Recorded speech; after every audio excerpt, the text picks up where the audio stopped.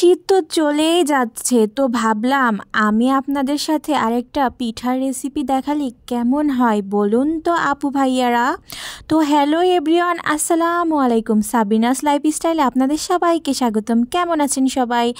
আমি আপনাদের সাবিনা আপু, আল্লাহ রহমতে অনেক ভালো আছি আলহামদুলিল্লাহ। তো এত কথা না বাড়িয়ে চলুন শুরু করা যাক আজকের পিঠার রেসিপি।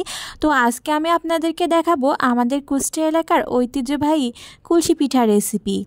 তো প্রথমেই তো দেখলেন হচ্ছে আমি চাউল আর সুজি আর হচ্ছে সাদা তিল লাল লাল করে ভেজে নিয়েছি। ভেজে নেওয়ার পরে তারপর পাটাতে একটুখানি গুঁড়া করে নিয়েছি, কারণ কি আস্তে আস্তে দিলে খেতে ভালো লাগবে না।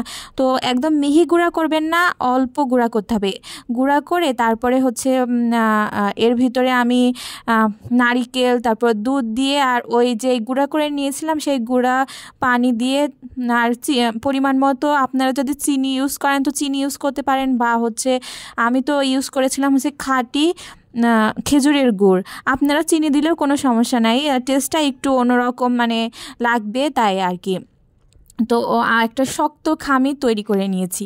শক্ত খামির তৈরি করে নেওয়ার পরে এই তো দেখছেন আমি কিন্তু পিঠা বানাতে বসে গিয়েছি। আর আজকে আমি আটাটা কিভাবে মানে গুঁড়াটা কিভাবে হচ্ছে খামির করে সেটা আপনাদেরকে দেখালাম না, কারণ এটা তো সবাই পারেন।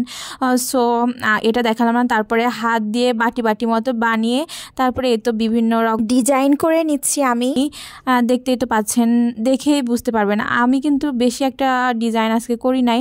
আর প্রথম পিঠাটা বানাতে গিয়েই কিন্তু আমার আম্মুর হচ্ছে মানে যেই পুরটা রেডি করেছিলাম সেই পুরটা পিঠার ভিতরে অনেক বেশি দিয়ে ফেলছিল, দেখছেন তো। তারপর আবার এই যে সরিয়ে নিচ্ছে।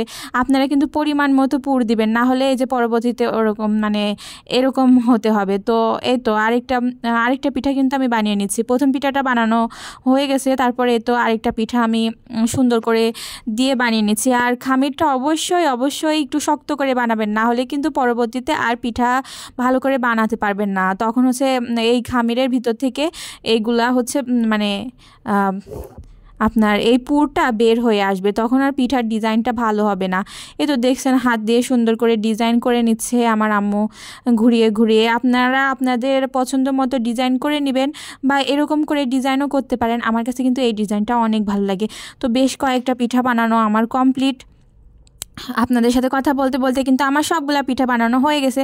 তো আমরা তো শহরে থাকি, আমাদের তো এই পিঠার সাজ নাই, তো কি করব। এই যে আমাদের কাছে এইটা ছিল, এটা সাজে মানে একটা হাঁড়িতে পানি বসিয়ে দিয়েছি ভাপে দেওয়ার জন্য। তারপর সবগুলা পিঠা সাজিয়ে তো আজকে হয়ে গেল আমার পিঠার রেসিপি। তো আজকের ভিডিওটা কেমন